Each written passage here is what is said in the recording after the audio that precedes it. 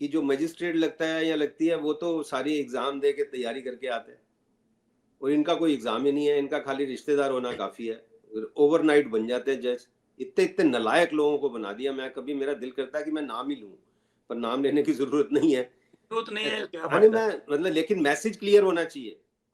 इतने नलायक लोगों को बना दिया, 2 लाइन नहीं लिख सकते, 2 लाइन नहीं बोल सकते अभी भी, अभी भी। तो वो क्या है।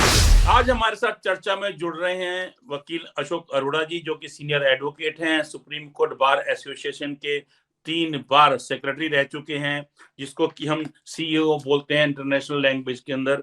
उसके अलावा एक बड़ी बात यह भी है कि अशोक अरोड़ा जी का परिचय ये है कि लोअर कोर्ट से सुप्रीम कोर्ट तक पहुंचे, और दिल्ली के अंदर जो हमारी निचली अदालतें हैं, जिला अदालतें, उसके भी जो बार एसोसिएशन है उसके भी 3 बार सेक्रेटरी, या बोले कि विदेशी भाषा में हम इंटरनेशनल लेवल पर जो बोला जाता है सीईओ, वो रह चुके हैं। तो 3 बार जिला अदालतों में बार एसोसिएशन के सीईओ रहे, और 3 बार जो हमारे देश की सबसे बड़ी अदालत है सुप्रीम कोर्ट ऑफ इंडिया, उसकी जो बार एसोसिएशन है उसके भी 3 बार सीईओ रहे।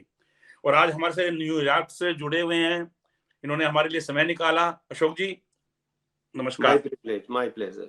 सर, आज एक इशू हम इससे शुरू करेंगे कि जो अपॉइंटमेंट्स हैं दिल्ली हाई कोर्ट में, सर करीब 47,000 एडवोकेट्स जो हैं इनरोल हैं, और उसमें जो है पिछले 17 महीनों में सिर्फ 3 एडवोकेट्स को जो है सुप्रीम कोर्ट कॉलेजियम ने हाई कोर्ट जजेस अपॉइंट किया।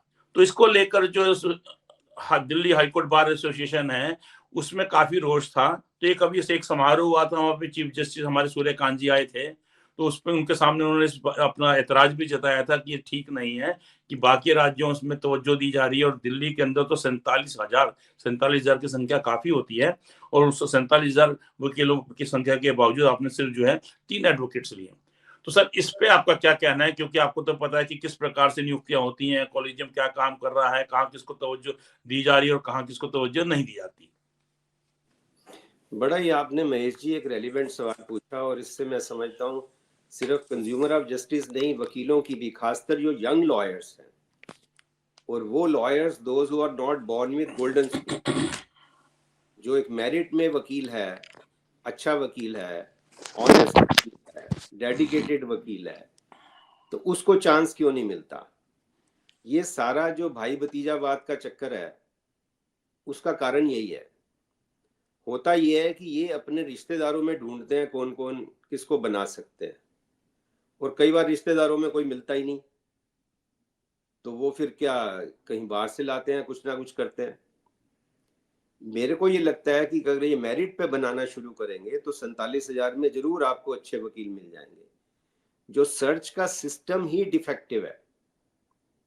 जो मेरिट पे वकील वकालत करता है, जो अपनी सेहत का ध्यान रखता है, अपनी वैल्यूज का ध्यान रखता है, जो एक अच्छा जज बन सकता है। आपको पता है यूएस सुप्रीम कोर्ट के जज ने कहा था कि किसी ने पूछा क्या क्वालिटी होनी चाहिए जज की, तो उसने कहा ये एक अच्छा इंसान हो। उसको लॉ भी आता है तो ये बोनस है। ठीक बात तो है। लॉ आता बोनस है, लॉ आता कोई बहुत तगड़ी रिक्वायरमेंट या बेसिक फाउंडेशन नहीं है। बेसिक फाउंडेशन तो अच्छा इंसान जिसको दर्द पता हो, जो ईमानदार हो, जो जिसको नॉलेज हो, जो अक्ल रखता हो। तो ऐसे बहुत वकील है, लेकिन उनका कोई माई बाप नहीं है जुडिशरी पे, तो इसलिए वो बनते नहीं है। और ये लीडर जो लोग भी जो हैं वो उन लोगों को सामने नहीं लाते। अब चाहिए ना, अगर बार में दम है तो बार 4 वकीलों का नाम सजेस्ट करे कि ये हमारे हिसाब से ये 4 वकील हैं जो ऑनेस्ट हैं, डेडिकेटेड हैं, नॉलेज रखते हैं, सेंसिटिव हैं। बार नाम रखे ना, बार हवा में क्यों बात कर रही है। बार को भी तो अपनी गिराबान में झांकना पड़ेगा कि दिल में ना हो जुर्रत तो मोहब्बत नहीं मिलती, खैरात में इतनी बड़ी दौलत नहीं मिलती। आप खैरात में जज बनना चाहते हो ना। मेरे को अभी भी ध्यान है 2000 में, मेरे को पता है justice Dalvir Bhandari, one of the finest जजेस our Delhi high court produced, who was जज ऑफ सुप्रीम कोर्ट, नाउ जज ऑफ इंटरनेशनल कोर्ट। उन्होंने 2000 में मेरे को बुला के ऑफर किया कि अशोक जज बनोगे तुम, हम चाहते हैं आप जज बन जाओ। तो मैंने कहा सर मैं तो बोलने वाला व्यक्ति हूँ, मैं जाता हूँ मोटिवेशनल टॉक्स ये वो, मैं 10 से 5 कहाँ बैठूंगा मैं, मेरे को आदत है स्टूडेंट से बात करना, भाषण देना, तो ये जज वाली बात मेरे को मजे नहीं आती। तो उन्होंने कहा अच्छा बताओ मेरे को, फिर नाम बताओ। ओके, 2-4 नाम बताओ कि किसको बनाना चाहिए। आप मानोगे महेश जी, मैं बिल्कुल सशोपन में आ गया कि कोई ऐसा व्यक्ति, मतलब नाम ढूंढने में दिक्कत आ गई। कहते बताओ क्रिमिनल साइड में फिर कौन से लाए, को बताओ आप मेरे को। सही बात है। मेरे को 10 मिनट, मैंने कहा अच्छा सर जो कहोगे मैं करूंगा। मैं ये देखो आप बात, हालत ये है कि जो मेरिट पे हैं, जो डिजर्विंग है, उनका कोई माई बाप नहीं है, और जो लोग माई बाप ढूंढ रहे हैं उनमें उनको कोई मिलता नहीं है, तो कभी कहीं से ले आते हैं, कभी कहीं से ले आते हैं। तो ये भाई भतीजावाद जब खत्म होगा, और जब जज एक्चुअली, और प्रोसीजर, सबसे बड़ी बात प्रोसीजर ये रखें, जिसको भी जज बनना है वो अप्लाई भी कर सकता है, क्यों नहीं अप्लाई कर सकता। और जिसको इनको भी बनाना है 6 महीने पहले बताएं कि हम इसको बनाना चाहते हैं, हम जनता की राय जानना चाहते हैं। तो जो व्यक्ति ये कहे कि मेरा नाम आप दीजिए और मैं जनता की राय जानना चाहता हूं मैं भी अपने बारे में, जो इकबाल साहब लिखते हैं, खुद ही को कर बुलंद इतना कि हर तकदीर से पहले खुदा बंदे से खुद पूछे बता तेरी रजा क्या है। जो इस बुलंदी पे है व्यक्ति, वो जज बनना चाहिए, ऐरा गहरा नहीं। पिछले कई सालों से आप 90%, आई एम सॉरी टू से 90% ऐरा गहरा बना रहे हैं। तो जस्टिस का भी वही हाल हो रहा है, कंज्यूमर का बेड़ा गर्क हो रहा है, कंज्यूमर को जस्टिस मिल नहीं रहा। तो इसीलिए उसको पब्लिसाइज करें, एडवर्टाइज करें। कोई खुद बनना चाहता है, कोई अपने दोस्त को बनाना चाहता है, वो नाम फ्लोट करे, नाम पब्लिक में डाले, और जिसको ये मुनासिब समझे उसमें से उसका नाम बताएं पब्लिक को 6 महीने पहले कि हम इसको बनाना चाहते हैं जज। इससे आप जो भी सवाल पूछें, ये प्रेस क्लब आएगा, ये पार्लियामेंट में जाएगा, ये लॉयंस क्लब जाएगा, रोटरी में जाएगा, इससे आप सवाल पूछिए। तो जो इतनी हिम्मत रखता है, जो अमेरिका में होता है, सेनेटर उसको पूरा ग्रिलिंग करते हैं जज बनने से पहले, ऐसे थोड़ी बन जाते हो आप जज। ये सिस्टम जो डिफेक्टिव सिस्टम है, या मंत्री का भतीजा होगा, या ब्यूरोक्रेट का होगा, या जज का होगा, या आईपीएस अफसर का होगा, ये जो क्रीमी लेयर के फैमिली के जो लोग जज बनते हैं, ये खत्म हो जाएगी।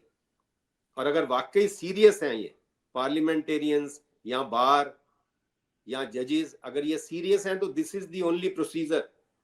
और अगर सीरियस नहीं है, हवाबाजी करनी है, तो जज भी भाषण दे सकते हैं, ईमानदार को बनना चाहिए, ईमानदारी करनी चाहिए, तो करी जाओ।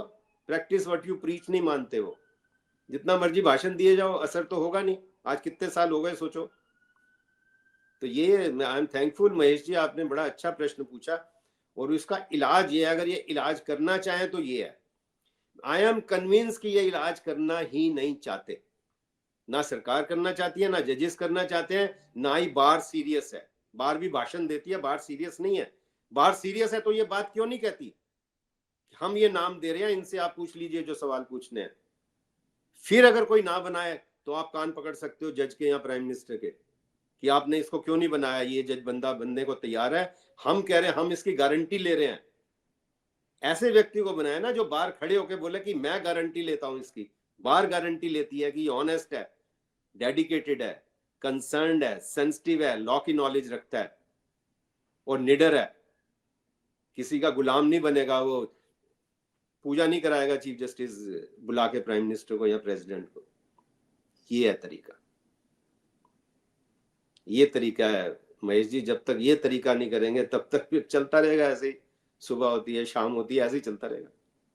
सर यहाँ पे एक मजेदार बात यह है कि जो कि आम दर्शकों को नहीं पता, जो लीगल साइड के लोग हैं हमको तो पता है, अदरवाइज देखिएगा सर कि लोअर कोर्ट हैं जिसको हम बोलते हैं जिला अदालतें, इसमें जो जजेस अपॉइंट होते हैं, तो जो बच्चे एलएलबी करके आ रहे हैं बिल्कुल क्रीम है, रात दिन पढ़ते हैं, 18-18 घंटे 20-20 घंटे की पढ़ाई करते हैं, 2 साल 3 साल लगातार पढ़ाई करते हैं, उसके बाद वो जज का एग्जाम पास कर पाते हैं। उसमें भी बहुत लिमिटेड संख्या में पास हो पाते हैं, और मैक्सिमम जो नहीं हो पाते हैं।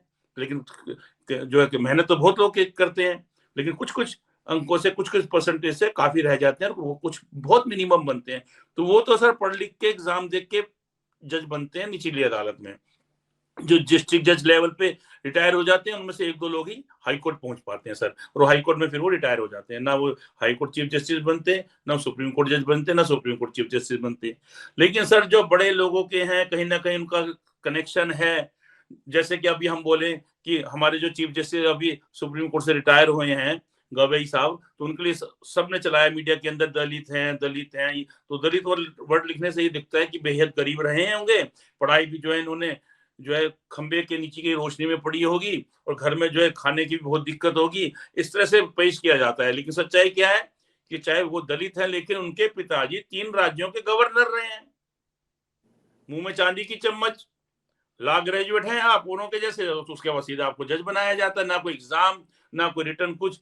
तो सर ये सिस्टम कहां तक है? जब एनजे भी आया गया था तो उसको भी सुप्रीम कोर्ट ने उड़ा दिया।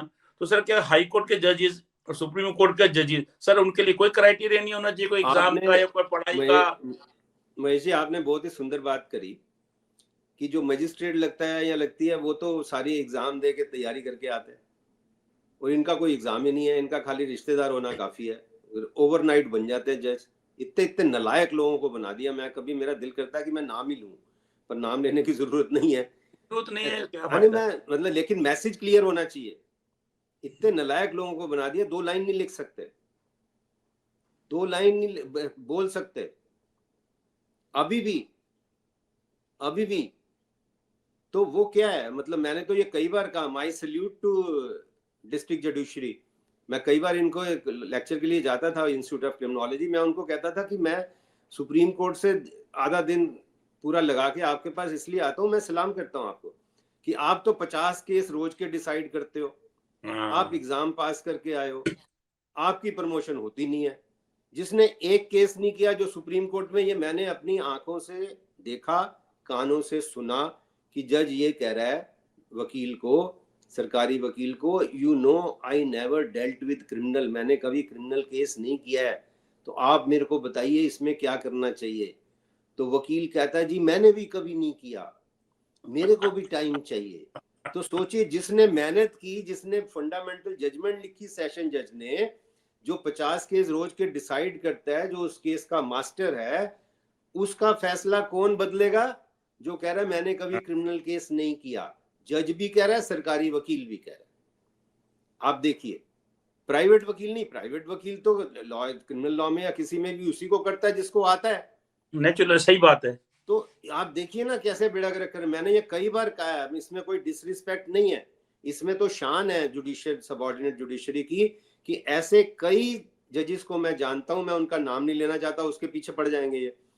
ऐसे में कई जजेस को जानता हूं जो मजिस्ट्रेट थे, सेशन जज बने, और उनकी नॉलेज किसी भी सुप्रीम कोर्ट जज से ज्यादा है, किसी भी। और खाली नॉलेज नहीं, ईमानदारी, कमिटमेंट। सोचो 50-50 केस रोज के डिसाइड करते, रोज 50 केस लगे होते हैं, ऑर्डर लिखवाने में ही रानी मर जाए आपकी, इतने ऑर्डर लिखवाने। इतने डेडिकेटेड लोग मैंने देखे। हाई कोर्ट में थे वो, उन्होंने रिजाइन करना पड़ा, कहते हैं मेरे को स्टेनो नहीं है, मैं इतना काम करना चाहता हूँ, मेरे को स्टेनो प्रोवाइड नहीं करते, मैं क्या करूं। तो हालत ये है महेश जी, आपने ठीक सवाल पूछा। बाहर शोर तो मचा रही है, बाहर सीरियस नहीं है, बाहर सीरियस नहीं है, बाहर शोर मचा रही है, खाली बयानबाजी कर रही है बाहर। और आप हमसे जुड़े रहने के लिए सब्सक्राइब करें YouTube पर, फॉलो करें Twitter पर और लाइक करें Facebook पर। और ज्यादा जानकारी के लिए आपको टाइप करना होगा सिर्फ न्यूज़ नशा।